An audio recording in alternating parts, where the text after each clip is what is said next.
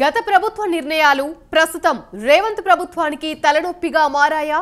ఛత్తీస్గఢ్ విద్యుత్ కొనుగోలుకు సంబంధించిన 261 కోట్లు చెల్లించాలని పవర్ గ్రిడ్ కార్పొరేషన్ ఫిర్యాదు చేసింది. దీంతో తెలంగాణ డిస్కంలను విద్యుత్ కొనుగోలుకు బిడ్లు వేయకుండా పవర్ ఎక్స్చేంజ్లు చర్యలు తీసుకుంది. అయితే తెలంగాణ ప్రభుత్వం హైకోర్టును ఆశ్రయించడంతో ఊరట లభించింది.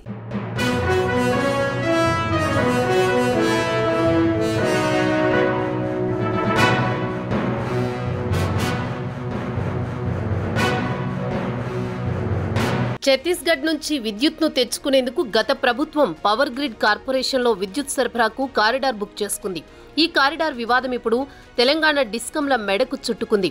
అవసరం లేకపోయినా గత ప్రభుత్వం కారిడార్లను ముందుగానే బుక్ చేసుకుంది. కేవలం 1000 మెగావాట్ల కారిడార్ సరిపోతుండగా అనవసరంగా మరో 1000 మెగావాట్ల విద్యుత్ సరఫరాకు అడ్వాన్స్ కారిడార్ బుక్ చేసింది.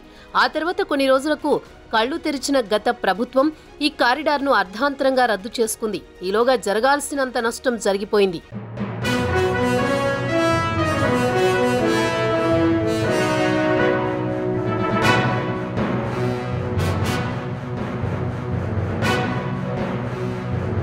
విద్యుత్ను వాడినా వాడకున్నా పరిహారం కింద 261 కోట్లు కట్టాలని తెలంగాణ డిస్కంలకు నోటీసులు జారీ అయ్యాయి.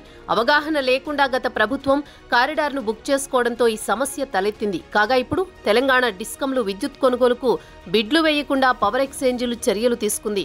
ఇప్పటికే ఈ వివాదంపై సెంట్రల్ ఎలక్ట్రిసిటీ రెగ్యులేటరీ కమిషన్ను తెలంగాణ డిస్కంలు ఆశ్రయించాయి. వివాదం CERC పరిధిలో ఉండగా పవర్ గ్రిడ్ కార్పొరేషన్ తీసుకున్న నిర్ణయంపై తెలంగాణ ప్రభుత్వం హైకోర్టులో లంచ్ మోషన్ పిటిషన్ దాఖలు చేసింది.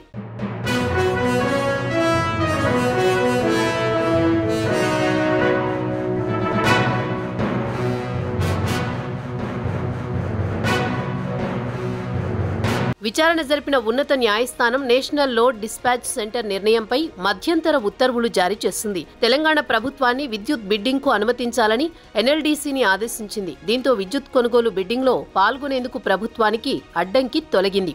కాగా గత ప్రభుత్వం ఇష్టానుసారంగా నిర్ణయాలు తీసుకోవడం వల్లే ఈ దుస్థితి నెలకొందని కాంగ్రెస్ నేతలు ఆరోపిస్తున్నారు. బహిరంగ మార్కెట్లో తక్కువ ధరకే కరెంటు లభిస్తుండగా ఎక్కువ రేటు చెల్లించి ఛత్తీస్గఢ్ నుంచి కొనుగోలు చేశారని, అందుకే నష్టం వాటిల్లిందని చెబుతున్నారు.